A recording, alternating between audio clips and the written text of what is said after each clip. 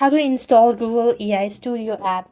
Hey guys, welcome back to our channel. In this video, I'm going to show you the procedure to install Google AI Studio app. Google AI Studio is a web-based prototyping environment for a Gemini API. It can be installed as a progressive web app on your desktop or mobile device for easy access as well. If you could use a Google Chrome to create a desktop shortcut that opens AI Studio on its own window. What you want to do is open Google AI Studio website. So type in the ai.studio.com, and here you want to tap onto the three dot icon. Next, you just want to go ahead and sign in with your Google account. As you do this, you want to click onto the three dot icon at the top right corner of the browser, and you could select hover now or cast, save, or share.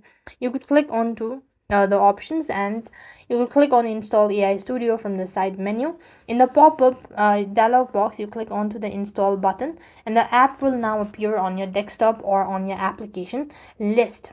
So you could do the same thing for the mobile device as well. You could install it from your Chrome, and that's how things work.